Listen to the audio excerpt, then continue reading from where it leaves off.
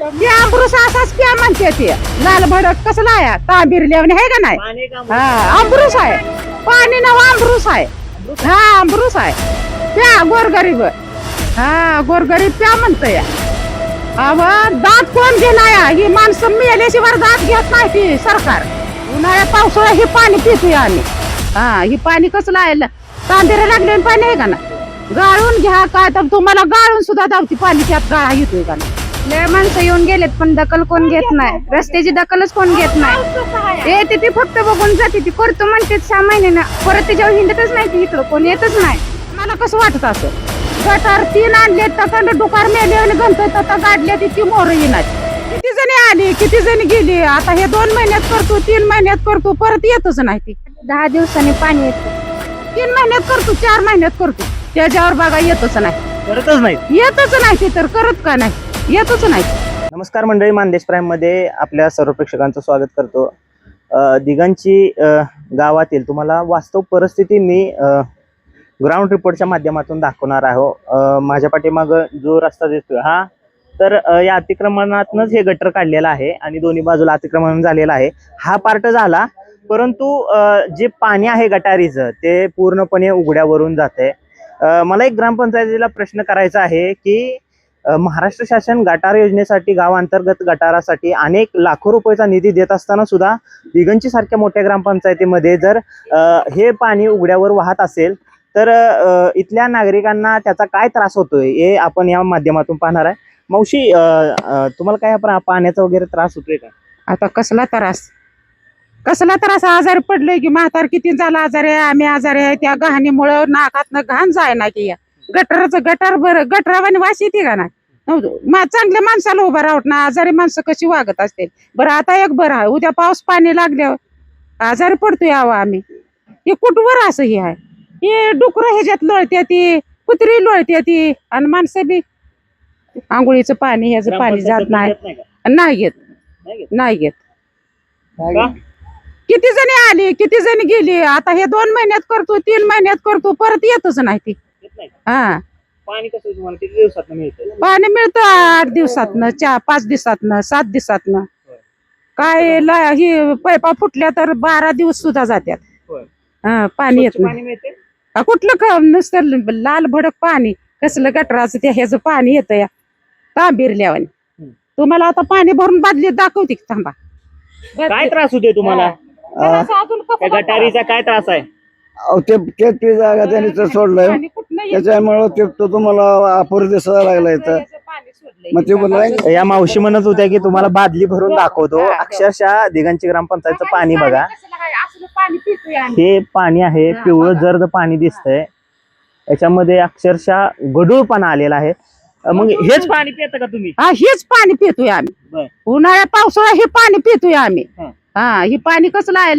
तांबिरा लागले पाणी आहे का ना गाळून घ्या काय तर तुम्हाला गाळून सुद्धा धावती पाणी त्यात गाळा येतोय का ना गाळा तर तुम्हाला दाखवते गाळून ठेवलेलं पाणी अजिबात कोण आमचं दात घेत नाही कोण घेत नाही आवड कोण घेत नाही नवीन जर कोण तुम्हासारखा आला त्याला हातापाया पडून जर सांगितलं 3 महिन्यात करतो 4 महिन्यात करतो त्याच्यावर बघा येतच नाही करतच नाही येतच नाही ते तर करत का नाही येतच नाही असं टाकून गेलोय बघा किती वर्ष झालं तुम्हाला हे असलं पाणी प्यायला मिळतंय हे पाणी आता बघा 2-4 वर्ष झालं असलंच पाणी पितोय आम्ही आता तरी उन्हाळा हा ही पाणी स्वच्छ किती 4 बाऱ्या शोधा त्यात गाळच आहे बघा ते आता तुम्हाला गाळ दाखवते त्या ह्याच्यातला हांडा भरून ठेवल्याला नुसता गाळ आहे यामुळे काय त्रास होतोय आजारी त्रास मग काय आजारी पडतोय का होतंय आजारी पडतील काय होतील हे तांबिरले वगैरे लक्ष देत नाहीत का नाही तर अजिबात नाही इकडे या सुद्धा कोण आहे सर कोण आहे आता काय आहे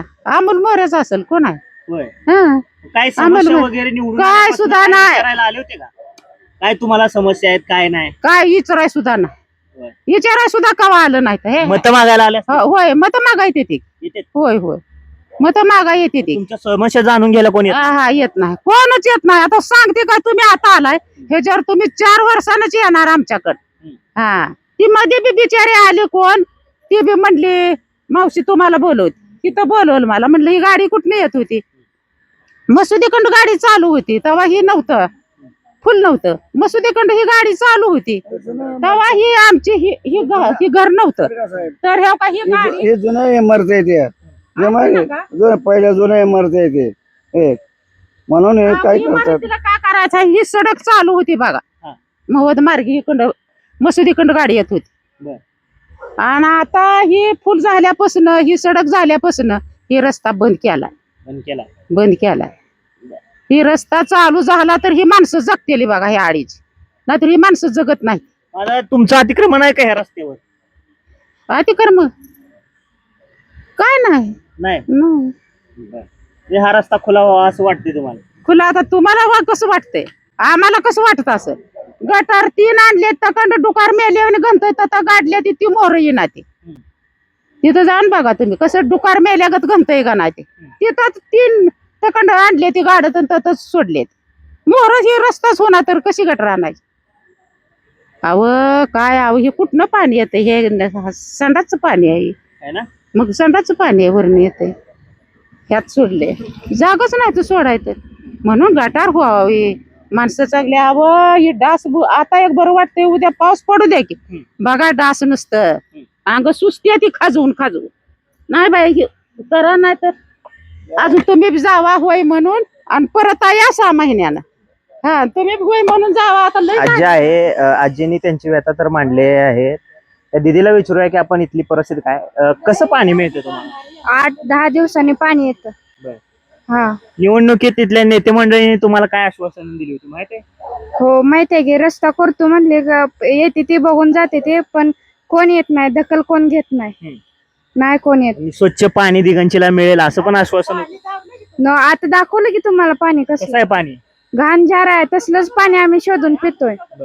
हा. काय दिगंचीतले जे प्रशासक आहेत किंवा सरपंच आहेत त्यांना तू काय सांगशील यांना? काय नाही, एवढा रस्ता करून जावा आणि पाणी स्वच्छ मिळावं अशी अपेक्षा. हो असं अमृत असाच प्या म्हणते ते. लाल भडक कसला आहे तांबीर आहे का नाही. अमृत आहे पाणी ना, अमृत आहे. हा अमृत आहे प्या गोरगरीब. हा गोरगरीब प्या म्हणत या. दात कोण घेणार? ही माणसं मेल्याशिवाय दात घेत नाही ती सरकार. हा इतकाय मग वैतागून गेली. पण दखल कोण घेत नाही. लय माणसं येऊन गेलेत पण दखल कोण घेत नाही. रस्त्याची दखलच कोण घेत नाही. येते ती फक्त बघून जाते ती, करतो म्हणते 6 महिन्यानं, परत त्याच्यावर हिंडतच नाही ती. इकडं कोण येतच नाही. तू कितवीला आहे शाळेला? आता 11वीला गेल्या. तुला मतदानाचा अधिकार मिळालाय का? नाही. आता भविष्यामध्ये तुला जर मतदानाचा अधिकार मिळाला तर आता 2-3 वर्षामध्ये इथल्या ग्रामपंचायतचं इलेक्शन लागल, त्यावेळेस या प्रशासनाला जाब विचारशील का? होय विचारणार. हो. तर मंडळी, इथल्या दिगंचीतल्या ज्या समस्या आहेत त्या समस्यांचं वास्तव आपण मांडण्याचा प्रयत्न केलेला आहे. माझ्या पाठीमागे तुम्ही गटार बघितलंच. आजींनी सुद्धा त्यांची व्यथा मांडली की या गटारीमुळं इथल्या आरोग्याच्या समस्या आहेत त्या वाढलेल्या आहेत. त्यांच्या घरातील जे लोक आहेत ते आजारी पडण्याचं प्रमाण सुद्धा वाढलेलं आहे.